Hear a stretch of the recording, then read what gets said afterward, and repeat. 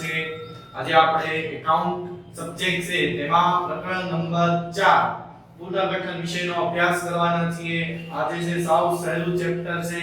હવે આ ચેપ્ટરની વાત કરું તો આની અંદરથી આપણને એક એમસીક્યુ, એક વીએસક્યુ અને એક 3 માર્કનો દાખલો, એટલે કે આ ચેપ્ટરમાંથી આપણને જે છે 5 માર્કનું જે છે પૂછાવાનું છે.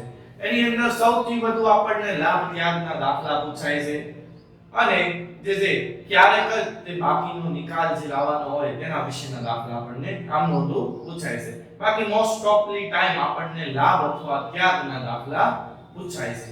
તો હવે જે છે ઈ આપણે એના વિશેની વાત કરીએ, કેવી રીતે એના દાખલા ગણવાના. પહેલા આપણે થોડીક થિયરી સમજશું અને પછી એના આપણે દાખલા તરફ જશું. હવે આપણે પુનર્ગઠનની શરૂઆત કરીએ તો પુનર્ગઠનનો પહેલા આપણે અર્થ સમજીએ. તો પુનર્ગઠનનો અર્થ જુદા જુદા કારણોસર ભાગીદારીના પ્રમાણમાં થતા ફેરફાર. પ્રમાણ એટલે નફાનું પ્રમાણ, એટલે કે સપોઝ કે પહેલા ભાગીદારોનું પ્રમાણ 3:2:1 હોય કે કોઈ નફો હોય ને 3:2:1 માં વેચતા હોય અને હવે જો ઈ ફેરફાર કરે 2:1:1 તો એને પુનર્ગઠન કહેવાય.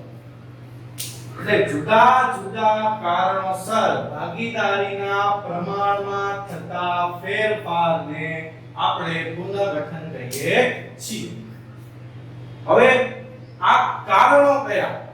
જુદા જુદા કારણોસર ભાગીદારીના પ્રમાણમાં થતા ફેરફારના કારણોને લીધે આપણે જે ઈ કારણો સમજીએ તો જો એના 3 કારણ છે. એમાંનું પહેલું કારણ તો કે ચાલુ ભાગીદારો વચ્ચે નફા નુકસાનની પ્રમાણમાં ફેરફાર થાય. હવે હું સમજાવું. 3 પાર્ટનર છે A B C.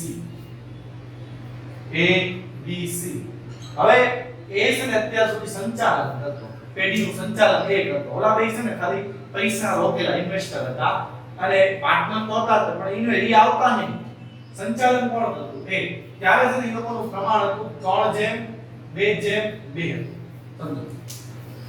હવે શું થયું તો કે A ની ઉંમર થઈ ગઈ. હવે એક કેસ છે કે હવે હું જે સંચાલન નથી કરવાનો. હવે હું સંચાલન કરવાનો નથી. તો સંચાલન એ નથી કરવાનો. તો હવે જે છે ને નવો વ્યક્તિ રાખવાનો છે. તો હવે નવો વ્યક્તિ રાખવાનો છે. હવે પ્રમાણ જે છે ને 2:2:2 એટલે સરખે હિસ્સે કરી નાખીએ. હવે જે છે એ પ્રમાણ કેવું કરી નાખીએ? સરખે હિસ્સે. પહેલા A ને એક ભાગ વધારે મળતો.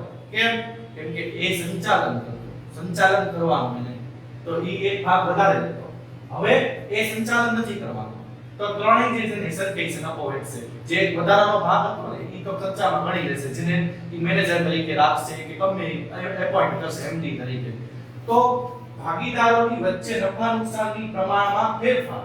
હવે ઈ ભાગીદારોની સર્વસંમતિથી પણ થઈ શકે કે ભાગીદારો જે બધા સહમત હોય કોઈ પણ કારણોસર તો પણ આ થાય. હવે બીજું કારણ, ભાગીદારી પેઢીમાં નવા ભાગીદારનો પ્રવેશ. હવે જો પ્રવેશ બે રીતે થાય, બે કારણોથી થાય. સોરી, તો બે કારણો કયા? પહેલું કે પેઢી જે છે ને લોસમાં હાલે છે. તો હવે પેઢીને લોસમાં હાલે છે તો એને ફરીથી ઊભી કરવા માટે પૈસાની જરૂર છે. તો પૈસાની જરૂર છે એના માટે હું નવો એક પાર્ટનર એડ કરું તો એને ભાગીદારનો પ્રવેશ કહેવાય. નવા ભાગીદારને એડ કરું તો એને ભાગીદારનો શું કહેવાશે? પ્રવેશ. હવે બીજું કે આપણી પેઢી સરસ રીતે ચાલે છે, હજી એને આપણે જે છે વધુમાં વધુ આગળ લઈ જવી છે. તો વધુ આગળ લઈ જવા માટે પણ પૈસાની જરૂર છે. તો એના માટે પણ હું એક પાર્ટનર લઈ આવું તો પણ પ્રવેશ થાય. એટલે પ્રવેશ બે કારણોસર થાય. કાં તો પેઢી લોસમાં આવતી હોય, કાં તો પેઢીને મારે હજી આગળ પુશઅપ કરવું છે, આગળ વધારવી છે તો પણ કોઈ ભાગીદારનો પ્રવેશ કરવો. તો આના લીધે પણ ફેરફાર થાય પ્રમાણમાં. નફાના પ્રમાણમાં એક નવો ભાગીદાર આવે સપોઝ નફો જે છે એના પ્રમાણમાં જે છે ડિવિડન્ડ જે 3 ભેગા 2 જણા હોય તો હવે 3 જણા થઈ જાય. તો જે ભાગ જે છે વધી જાય. તો બીજો કારણ છે ભાગીદારીના પેઢીમાં નવા ભાગીદારનો પ્રવેશ. ત્રીજું કારણ, ચાલુ ભાગીદારીની પેઢીમાંથી ભાગીદાર નિવૃત્ત કે મૃત્યુ પામે. એટલે આપણી જે એક પેઢી ચાલુ છે એમાં કોઈ ભાગીદાર નિવૃત્તિ પામે અથવા તો મૃત્યુ પામે. એટલે કે કોઈ ભાગીદાર નિવૃત્ત થઈ ગયો, એ નિવૃત્ત થઈ ગયો. તો જ્યારે નિવૃત્ત થાય ને ત્યારે એ અમુક પૈસા લઈને વયો જાય. પછી પેઢીનો સદસ્ય નથી ગણાતો તો એ અમુક પૈસા લઈને વયો જાય. તો એનું જે છે કામ પૂરું થઈ જાય તો B અને C વધે. અધરવાઇઝ કોઈ મૃત્યુ પામ્યું તો મૃત્યુ પામ્યું એટલે એ ઓટોમેટિક જે છે એનો વારસદાર આવી શકે. પરંતુ જે છે મૃત્યુ આપણે અત્યારે એને બહુ ખાસ નથી જોતા, મૃત્યુ પામે તો પણ પ્રમાણમાં જે છે એ ફેરફાર થઈ જાય. જો વારસદાર આવે તો વારસદાર ઘણીવાર એવું થાય કે સક્રિય ન હોય, ખાલી પૈસા માટે જે છે ને આપણે રાખતા હોઈએ, એટલે એના પ્રમાણમાં તો ફેરફાર પડી જ જાય. તો વિદ્યાર્થી મિત્રો આ જે વસ્તુ છે તે પુનર્ગઠનનો અર્થ કે જુદા જુદા કારણોસર ભાગીદારીના પ્રમાણમાં થતા ફેરફારને પુનર્ગઠન કહે છે. એક માર્કમાં વ્યાખ્યા પૂછાય, બીજું એક માર્કમાં સવાલ પૂછાય કે પુનર્ગઠનના કારણો જણાવો. એના 3 કારણો છે. ચાલુ ભાગીદારોની વચ્ચે નફા નુકસાનના પ્રમાણમાં ફેરફાર થાય, અથવા તો ભાગીદારી પેઢીમાં નવા ભાગીદારનો પ્રવેશ થાય. ત્રીજું કારણ ચાલુ ભાગીદારની પેઢીમાં ભાગીદારની નિવૃત્તિ કે મૃત્યુ થાય. હવે આ 3 કારણો. હવે જો કેવું થાય કે નિવૃત્તિ કે મૃત્યુ થાય કે નવા ભાગીદારનો પ્રવેશ થાય. તો પ્રવેશ થાય તો ભાગીદારને પહેલા જે નફો મળતો એના કરતા ઓછો નફો મળશે. એટલે કે પહેલા જે 2 પાર્ટનર હતા હવે 3 થઈ ગયા, તો પહેલા જે નફો મળતો હતો એના કરતા થોડો ઓછો ભાગ મળશે. તો ઈ જે પહેલા કરતા તમને ઓછો ભાગ મળે ને એને આપણે ત્યાગ કહીએ છીએ. એને શું કહેવાય? ત્યાગ. ભાગીદારનો ત્યાગ કહેવાય. અને જો નિવૃત્ત થાય, કોઈ ભાગીદાર નિવૃત્ત થાય તો એને પહેલા જે ભાગ મળતો હતો એના કરતા કેવો ભાગ મળશે? વધુ ભાગ મળશે, વધુ નફો મળશે. તો વધુ નફો મળે એને શું કહેવાય? ભાગીદારનો લાભ કહેવાય. હવે જો આપણે એના સૂત્ર વિશેની વાત કરીએ તો જો પહેલા ત્યાગમાં કેવું હોય? પહેલા નફો વધારે મળતો હોય ને પછી નફો ઓછો મળતો હોય. તો પહેલા ત્યાગનું આપણને આવી રીતે બનશે. પહેલા વધારે એટલે જૂનું પ્રમાણ માઈનસ નવું પ્રમાણ. અને લાભમાં શું થાય? અત્યારે વધુ મળશે પુનર્ગઠન પછી, પહેલા ઓછું મળતું હોય તો નવું પ્રમાણ માઈનસ જૂનું પ્રમાણ. તો આનું આપણને આવી રીતે બેઝમાં આપણે સૂત્ર પણ બનાવી શકીએ. હવે આપણે એની વ્યાખ્યાઓ આવે તો વ્યાખ્યાઓ બોલું છું, સાંભળજો. ત્યાગ એટલે શું?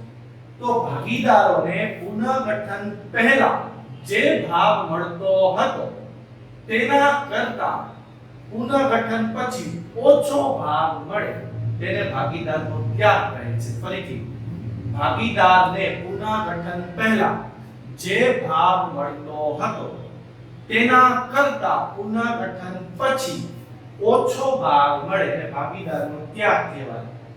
અને ભાગીદારને પુનર્ગઠન પહેલા જે ભાગ મળતો હતો એના કરતા પુનર્ગઠન પછી વધુ ભાગ મળે તો એને ભાગીદારનો લાભ કહેવાય. ઓછો મળે તો ત્યાગ, વધુ મળે તો લાભ. આગળની ડેફિનેશન બેમાં વ્યાખ્યા જે છે એ સરખી. તો ફરીથી એકવાર, ભાગીદારોને પુનર્ગઠન પહેલા જે ભાગ મળતો હતો તે પુનર્ગઠન પછી તેના કરતા ઓછો ભાગ મળે તેને ભાગીદારનો ત્યાગ કહેવાય. અને પુનર્ગઠન પહેલા જે ભાગ મળતો હતો એના કરતા પુનર્ગઠન પછી વધુ ભાગ મળે તેને ભાગીદારનો લાભ કહેવાય. ત્યાગનું સૂત્ર જૂનું પ્રમાણ માઈનસ નવું પ્રમાણ, લાભનું સૂત્ર નવું પ્રમાણ માઈનસ જૂનું પ્રમાણ. હવે આજે આપણે જે છે ત્યાગની ગણતરી કેવી રીતે થાય તેની આજે આપણો ટોપિક જે છે. હવે આપણે ત્યાગની પછીના વિડિયોમાં લાભની ગણતરી વિશેની વાત કરશું. તો હવે જે છે આપણે ત્યાગની ગણતરી કેવી રીતે થાય તેના વિશેની આપણે શરૂઆત કરીએ કે ત્યાગ કેવી રીતે આપણે ગણવાનું હોય છે. હવે ત્યાગની ગણતરી આપણે ટાઈપ 1. તો જો ત્યાગની ગણતરીમાં પહેલા આપણે જે છે સૂત્ર ભાગીદારોનો ત્યાગ બરાબર ભાગીદારોનું જૂનું પ્રમાણ માઈનસ ભાગીદારોનું નવું પ્રમાણ. ત્યાગનું સૂત્ર શું છે? ભાગીદારોનું જૂનું પ્રમાણ માઈનસ ભાગીદારોનું નવું પ્રમાણ. હવે જો તમે ત્યાગની ગણતરી કરતા હો ત્યારે જવાબ જે છે એ ધન આવે તો ત્યાગ, અને જો જવાબ ઋણ આવે તો લાભ. આ એનું જે છે સિક્વન્સ યાદ રાખવાનો. આપણે જવાબ પ્લસ આવે તો ત્યાગ અને ઋણ આવે તો લાભ.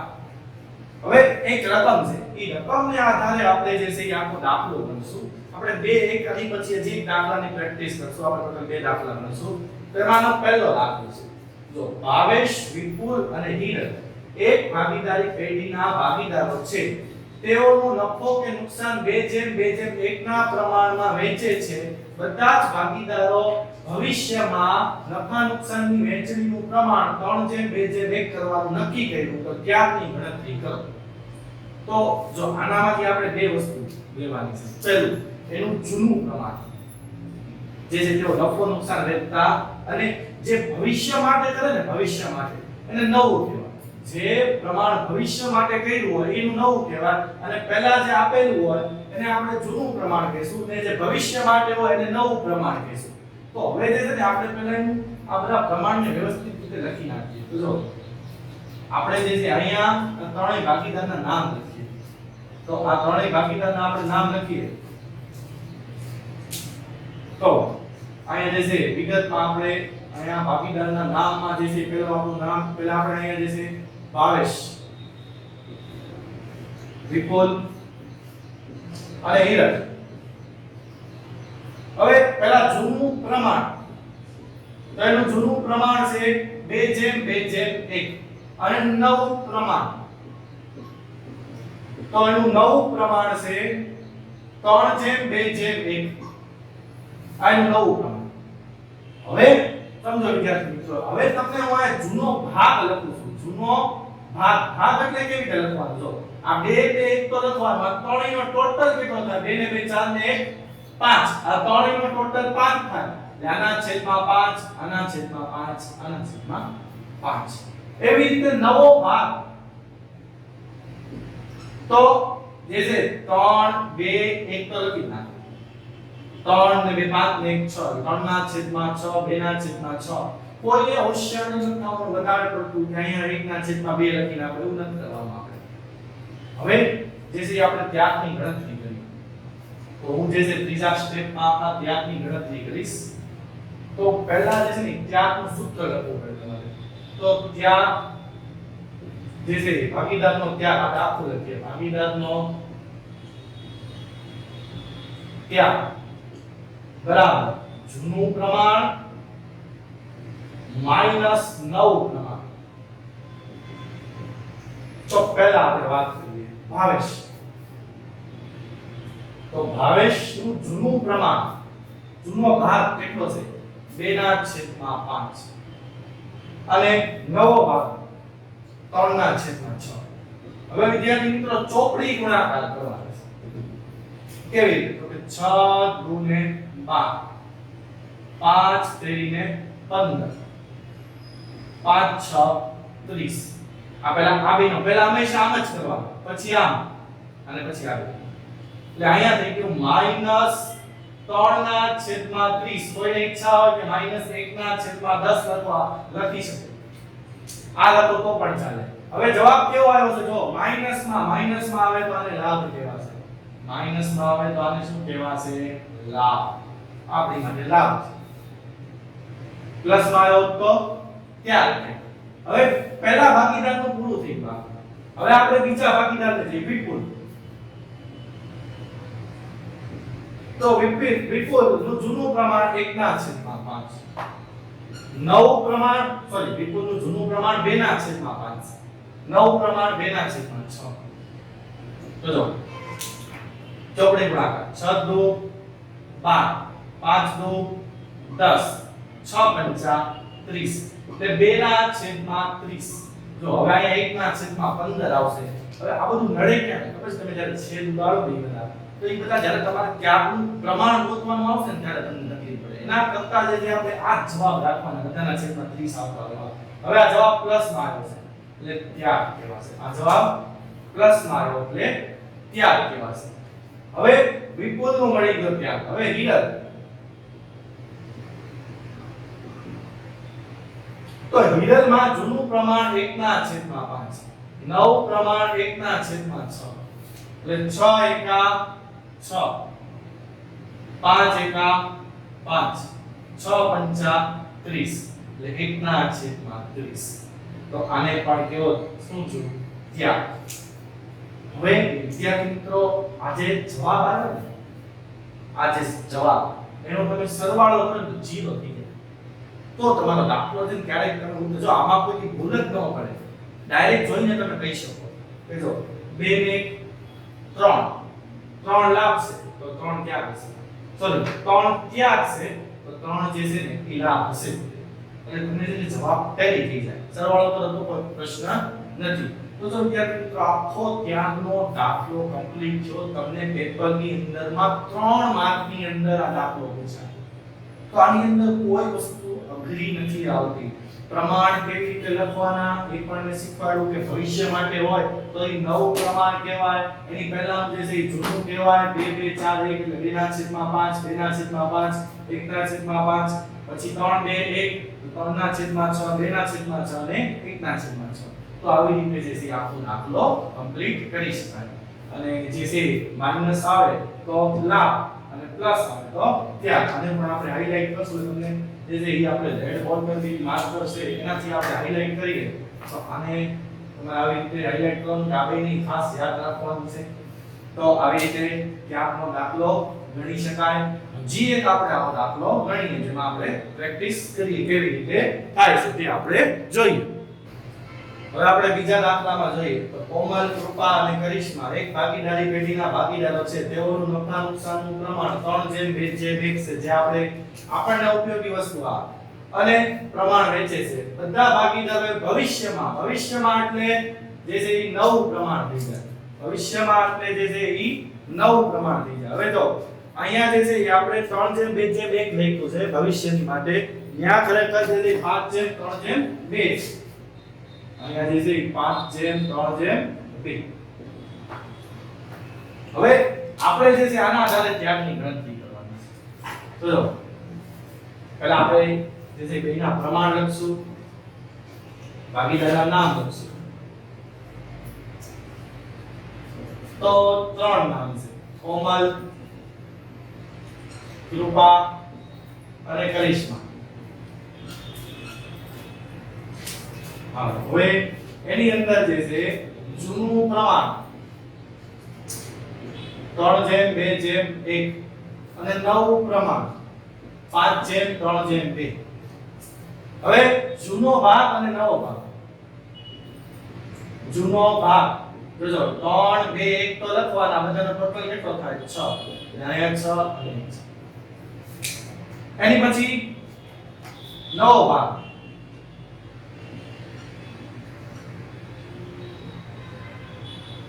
5:3:2 10 10 10 આ ત્રણેયનો ટોટલ કેટલો થાય 10 હવે આપણે ત્યાગની ગણતરી કરીએ તો ત્યાગની ગણતરી કરવા માટે તમને જે મેં પહેલી વાત કરી તમારે આ સૂત્ર લખી નાખવાનું એનું જે સૂત્ર છે એ તમારે લખવાનું તો હવે હું આગળની ગણતરી કરું તો પહેલું આપણે કોમલની વાત કરીએ કોમલ તો કોમલમાં જે છે જૂનું પ્રમાણ 3/6 અને નવું પ્રમાણ 5/10 જૂનું પ્રમાણ 3/6 અને નવું પ્રમાણ 5/10 તો જો 10 તેરી 30 અને 6 પંચા 30 અને છેદમાં જે છે ઈ સાઈન એટલે 0 થઈ જાય 30 માંથી 30 જાય 0 ના છેદમાં 9 હવે અહીંયા લખવાનું તમારે ડેશ માં દેવાનું અથવા તો તમારે લખવું હોય તો લખવાનું લાભ કે ત્યાગ થતો નથી લાભ કે ત્યાગ થતો નથી એવી રીતે હવે બીજો સવાલ આપણે બીજા જોઈએ કૃપા